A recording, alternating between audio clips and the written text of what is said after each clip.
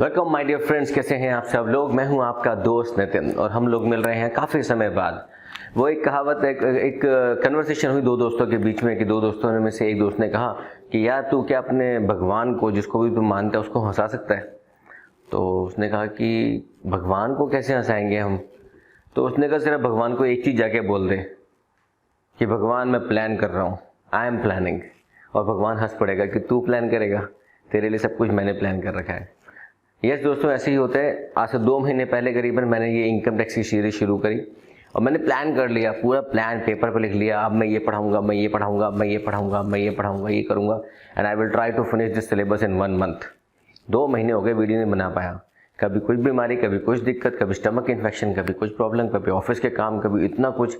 मैंने कहा भैया भगवान मैं प्लान नहीं कर सकता, ठीक है। तो ऐसे ही दोस्तों होता है लाइफ के अंदर, तो नो नीड टू वरी। मुझे जैसे बहुत सारे लोग हैं जो आपकी हेल्प कर रहे हैं, तो ऐसा मत सोचना कि अपने आप को अटका लो या फंसा लो। जस्ट कैरी ऑन, क्योंकि हम लोग जितना टाइम दे पाते हैं आपको दे पाते हैं। तो let's continue with the series of income tax. हम लोग ऑलरेडी अपना जो पार्ट कवर कर चुके हैं पिछले 9 लेक्चर्स में। जैसे मैंने देखा कि मैं 9 लेक्चर्स में कवर कर चुका था। तो we have to start with the new part that is called salary. जब हम बात करते हैं सैलरी, सबसे पहले आपको डिस्कशन में फिर से बात करूंगा शिकारी का पंजा। शिकारी का पंजा क्या कहता है? हमारा पंजा कहता है इनकम टैक्स के पास 5 हेड्स ऑफ इनकम है जिसमें वो आपके ऊपर टैक्स लायबिलिटी लगाते हैं। Number 1 is salary income, house property income, capital gain income, business and professional income and जो नहीं बचा वो अदर सोर्स ऑफ इनकम। तो ये सब चीजें हमारे पास जो part of heads of income आता है, 5 हेड्स ऑफ इनकम उसमें कवर होती हैं। अब इनकी टैक्सेबिलिटी भी सबकी एक साथ नहीं लगती, इनकी कैलकुलेशन करना आसान नहीं होता। जैसे मैंने आपको बताया था कि इनकम टैक्स में आपका जो मेजर कंप्यूटेशन है that is not tax. Tax तो निकालना चुटकियों का काम है ना।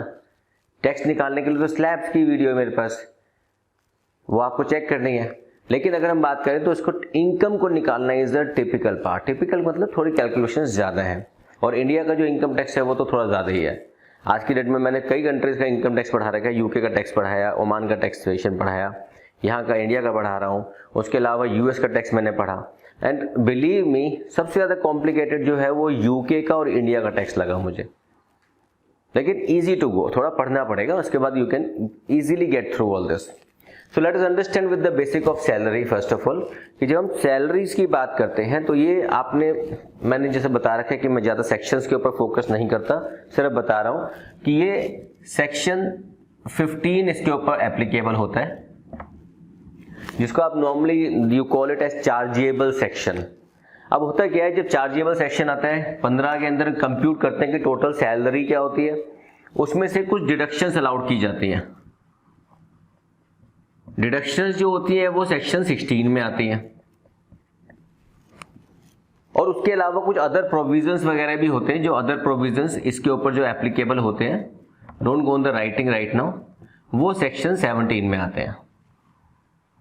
मतलब ये 3 सेक्शन जो मिलेंगे वो सैलरी रिलेटेड ही मिलेंगे आपको। तो कल को अगर आप कोई हाई फाई कोर्स कर रहे हैं, मैं तो छोटा सा आदमी हूँ, लेकिन कोई अगर हाई फाई कोर्स करते हैं, अगर आप करते हैं सीए कर रहे हैं, सीएस कर रहे हैं, ऐसा कोई भी कोर्स कर रहे हैं, तो आपके लिए सेक्शंस पढ़ना जरूरी होता है, बिकॉज वहां पे मल्टीपल चॉइस क्वेश्चन में सेक्शन ज्यादा पूछ लेते हैं। नंबर 2 स्टार्ट करते हैं। तो हमारी सैलरी में आता क्या क्या है। तो सैलरीज में बात करते हैं तो सैलरीज की कंप्यूटेशन में होता क्या क्या है। हमने कहा एक टेबल बना ली हमने, यहाँ पे अमाउंट लिखते चले जाएंगे, यहाँ पे कॉम्पोनेंट लिखते चले जाएंगे सैलरी के। तो सैलरी के कॉम्पोनेंट जो मैंने बना रखे हैं, मैंने शॉर्ट नोट्स के हिसाब से बना रखे हैं आपके लिए। सबसे पहले इसमें आता है आपके पास बेसिक सैलरी। अगर आपके घर में कोई भी नौकरी करता है तो उसको पूछोगे ना आपके साथ सैलरी स्लिप दिखा दो, या आपको जो सैलरी लेटर मिला होगा वो दिखा दो, या अपॉइंटमेंट लेटर मिला होगा वो दिखा दो। उसमें सबसे पहला कंपोनेंट मिलेगा आपको, मिलेगा बेसिक सैलरी। फिर आता है फीस या फिर कमीशन अगर आपको मिलता है कंपनी से। उसके अलावा बोनस जो आपको एनुअली मिलते हैं। कई बार हम दिवाली पे बड़ा वेट करते हैं कि दिवाली आ गई, बोनस दे दो यार कंपनी वालों। उसके अलावा अब मेनली ये जो होते हैं जो हमारे मेन पैरामीटर में काउंट होते हैं। इसके अलावा हमारे पास आते हैं अलाउंसेस। अलाउंसेस का मतलब होता है कि ऐसा पैसा मिलता है जो पर्टिकुलर किसी पर्पस के लिए मिल रहा है, जैसे बच्चों की पढ़ाई के लिए, बच्चों के हॉस्टल के लिए, मेडिकल फैसिलिटीज के लिए, गाड़ी के लिए, पेट्रोल के लिए, खाना खाने के लिए अलाउंसेस मिल रहे हैं आपको। दूर किसी गांव में रहने के लिए, शहर से दूर रहने के लिए, बॉर्डर पे रहने के लिए, हिल पे रहने के लिए, अंडरग्राउंड रहने के लिए, ऐसे हर जगह पे रहने के लिए आपको कुछ अलाउंसेस मिलते हैं। वो हम डिटेल में पढ़ेंगे नेक्स्ट क्लासेस में। उसके अलावा अलाउंसेस के बाद आता है परक्विजिट्स। मैं आपको थोड़ा सा बड़ा लिखूंगा। परक्विजिट्स होते क्या है? These are non cash, these are non cash benefits, facilities, non cash facilities. कहां पे स्पेलिंग गलत हो गई? यहां पे हो गए फैसिलिटीज। पेन फिसलता है ना, कभी कभी गड़बड़ हो जाती है। जैसे आपको रहने के लिए घर मिल गया, गाड़ी घूमने के लिए मिल गई, पहनने के लिए कपड़े नहीं मिलेंगे इसके अंदर, ठीक है, पहनने के लिए कपड़े नहीं मिलते, उसके लिए यूनिफॉर्म अलाउंस होता है, अलाउंस अलग से मिलता है। उसके लिए आपको घर मिल गया, गाड़ी मिल गई, नौकर मिल गए, चाकर मिल गए, इस तरह की कोई भी चीजें वो आपके पास नॉन कैश फैसिलिटीज में आती हैं, काउंट होती हैं। एक सेकेंड, यस। फिर हमारे पास जो आता है, अगर ये तो वो लोग हैं जो रेगुलर काम कर रहे हैं, लेकिन अगर ऐसा कोई इंसान है जो सर रिटायर हो गया है, रिटायर हो रहा है, इस साल रिटायर हो गया, तो उसको रिटायरमेंट बेनिफिट मिलेंगे कुछ, तो उसके लिए लिखोगे रिटायरमेंट बेनिफिट।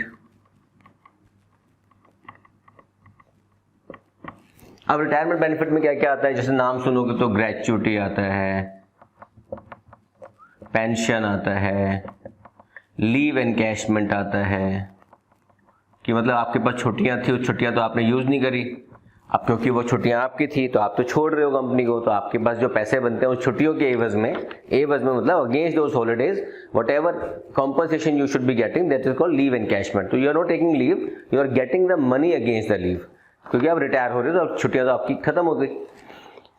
ये सब करने के बाद हम इन सबको ऐड कर लेते हैं, तो उसको बोलते हैं ग्रॉस सैलरी। ये सब सेक्शन 15 में चल रहा है। और लेकिन सेक्शन 15 में जब हम इंडिविजुअली इन सबको पढ़ेंगे, अलाउंसेस पढ़ेंगे अलग अलग तरीके के, उसके अलग अलग प्रोविजन आते हैं, परक्विजिट्स पढ़ते हैं उसके अलग अलग प्रोविजन आते हैं, रिटायरमेंट बेनिफिट उसके अलग अलग प्रोविजन आते हैं, तो वो प्रोविजन जाते हैं हमारे 17 में, सेक्शन 17 में। लेकिन जहां ग्रॉस सैलरी के बाद हम कुछ डिडक्शंस अलाउ करते हैं,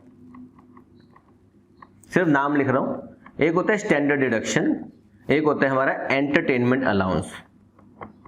ये दो ही होती हैं जो डिडक्शंस में आती हैं अंडर सेक्शन 16 में। तो स्टैंडर्ड डिडक्शन क्या होती है बाद में बात करेंगे, एंटरटेनमेंट अलाउंस कैसे माइनस करना है वो बाद में बात करेंगे। लेकिन अभी क्लैरिटी ये है, ये सब माइनस कर दोगे तो हमारे पास आ जाएगा नेट सैलरी। मतलब अब ये क्या टैक्सेबल हो गई? नहीं सर, नहीं, ये हमारे शिकारी के पंजे का पहला पार्ट कंप्यूट कर लिया, अब बाकी भी करेंगे, फिर सबको ऐड करेंगे। तो हमने जो ये सैलरी को ऐड करना है पंजे में, वो निकाल रहे हैं यहाँ पे। अब क्या पिक्चर खत्म हो गई सर? बड़े आसान थे चैप्टर, तो आसान नहीं था, मतलब शुरू हुआ है कहानी, तो पिक्चर अभी बाकी है मेरे दोस्त, है ना, सुना ना। तो पिक्चर अभी मेरी बाकी है दोस्त। क्या मतलब है? अभी हम जो डिस्कशन करेंगे वो करेंगे कि अलाउंसेस कितने टाइप के होते हैं, अलाउंसेस में भी कैटेगरी कैसे होती है, परक्विजिट्स कौन से होते हैं, रिटायरमेंट बेनिफिट्स कौन कौन से होते हैं, डिडक्शंस कौन सी होती है, एंटरटेनमेंट अलाउंस को बाद में क्यों लिखा, यहां क्यों नहीं लिखा अलाउंसेस के अंदर, यहां लिखना चाहिए था, नहीं लिख सकते।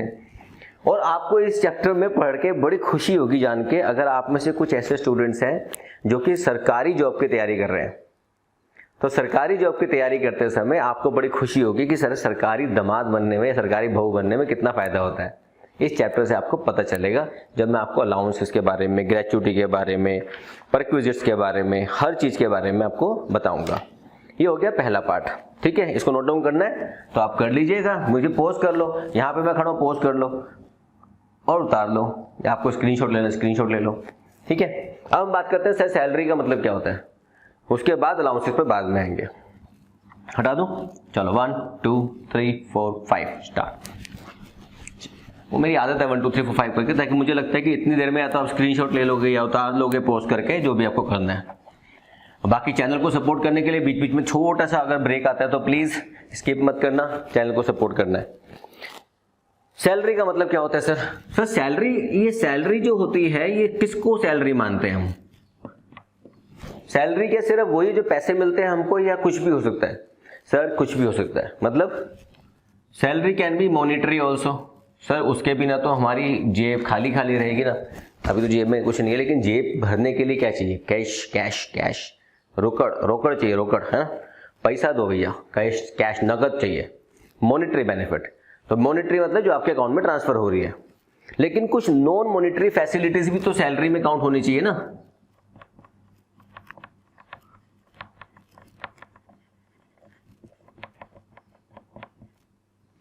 फिर स्पेलिंग गलत कर गया, फैसी, देखो जल्दबाजी में यहीं पे स्पेलिंग में गड़बड़ होती है।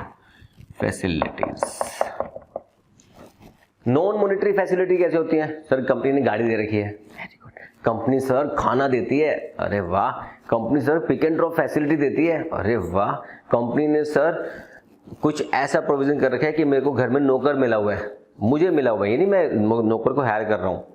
एक होता है कि मैंने घर किराए पे ले रखा है, मुझे कंपनी किराया देती है, वो नहीं है ये, उसमें तो पैसा मिल रहा है आपको। एक है घर, कंपनी ने घर दे रखा है आपको। तो जितने लोग काम करते हैं ना, एनटीपीसी, रिलायंस, नैल्को, ऐसी ऐसी बड़ी बड़ी कंपनी में, जो जायंट्स कंपनी में काम कर रहे हैं, उनके अपने क्वार्टर्स होते हैं। वो उन कंपनीज के अपने अपने क्वार्टर्स हैं, टाउनशिप है पूरी की पूरी, वहाँ लोग रहते हैं, तो फ्री में रह रहे हैं। तो क्या आपको कोई बेनिफिट नहीं हो रहा? बेनिफिट हो रहा है। उस बेनिफिट का पैसा कौन देगा? टैक्स है भैया आपके ऊपर, उसके ऊपर भी टैक्स देना पड़ेगा। तो आपको ये याद रखना है कि सैलरी मॉनिटरी और नॉन मॉनिटरी दोनों होते हैं। एक कुछ मतलब टर्म्स की डिस्कशन कर रहा हूं। एक होता है हमारा एडवांस सैलरी, और एक होता है एडवांस अगेंस्ट सैलरी। सर इसका मतलब क्या है? कि हम कुछ पजल खेल रहे हैं आज?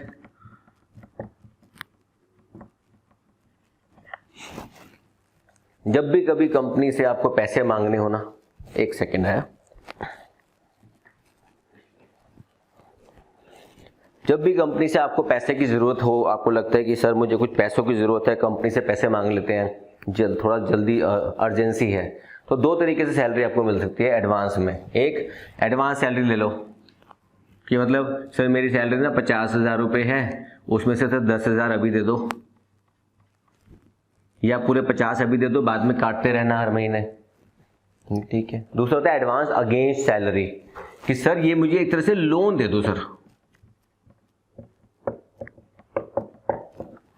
लोन दे दो, मेरी सैलरी गिरवी है आपके पास। मतलब क्या हुआ? दोनों में से बेनिफिट किसका है? ये तब आपको समझ आएगा जब आप टैक्स प्लानिंग पढ़ोगे। इनकम टैक्स प्लानिंग जब पढ़ते हैं तो उसमें हमेशा हर किसी को सिखाया जाता है कि दोस्तों कोशिश करो सैलरी एडवांस मत लो, वो पूरी टैक्सेबल हो जाती है।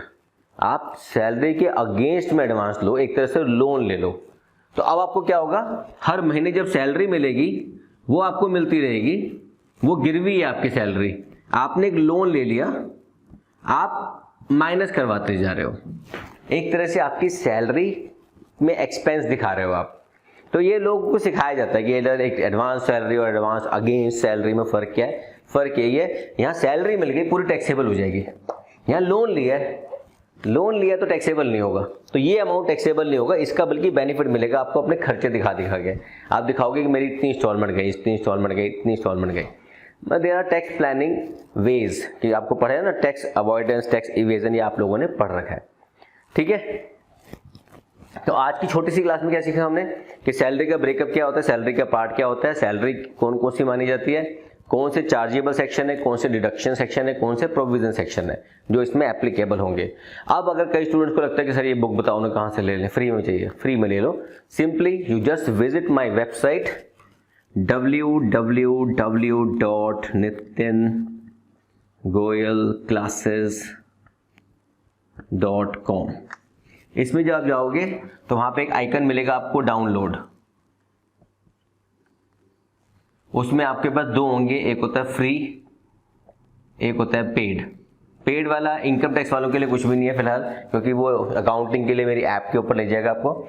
फ्री वाले में आपके पास DU, CA, CS ऐसे करके लिंक मिलेंगे, तो उसमें आपको CA इंटरमीडिएट उस पर क्लिक करना, या आपको डायरेक्टली उस ओपन सोर्स पे ले जाएगा जहां पे ये बुक अवेलेबल है CA वालों की तरफ से, मेरी बुक नहीं है। आपने सिर्फ वहां जाके इनकम टैक्स वाली टैक्स सेशन या इनकम टैक्स मटेरियल पे क्लिक करना 2022 वाले पे, और उसमें चैप्टर वाइज ये नोट्स हैं। तो इसमें सैलरी का जो चैप्टर है, क्योंकि मैं उसी की इलस्ट्रेशन कराऊंगा आपको, जो सैलरी का चैप्टर है उसको आप डाउनलोड कर लेना PDF फॉर्म में अपने पास। Please you can not share because that is a secured version, because वो CA इंस्टीट्यूट का है, मेरा नहीं है। तो प्लीज़ डाउनलोड कर लेना, अपने पास रख लेना। जैसे जैसे पढ़ाता रहूँगा, इलस्ट्रेशन बोलता रहूँगा कि ये इलस्ट्रेशन करा रहा हूँ मैं, तो आपके पास वो इलस्ट्रेशन होनी चाहिए। Alright, thank you very much. तो प्लीज़ चैनल को सपोर्ट करने के लिए क्या करना आपको पता ही है, नीचे एक बटन है सब्सक्राइब, उसको दबा दो और शेयर का बटन दोस्तों को देते रहो।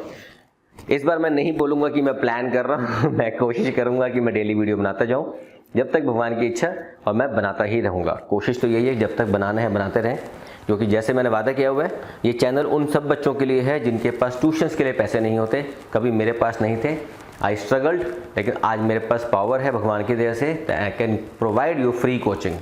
मेरा कोई कोचिंग सेंटर नहीं है, तो प्लीज़ डोंट आस्क। मुझे बहुत ईमेल आती है, सर कोचिंग क्लासेस दे दो, कहाँ पे है? कोई कोचिंग क्लासेस नहीं है मेरे पास, कोई सेंटर नहीं है मेरा। तो प्लीज़, मैं अपनी नौकरी और यूट्यूब में बहुत खुश हूँ। Please support the channel. Thank you very much. God bless you. Take care.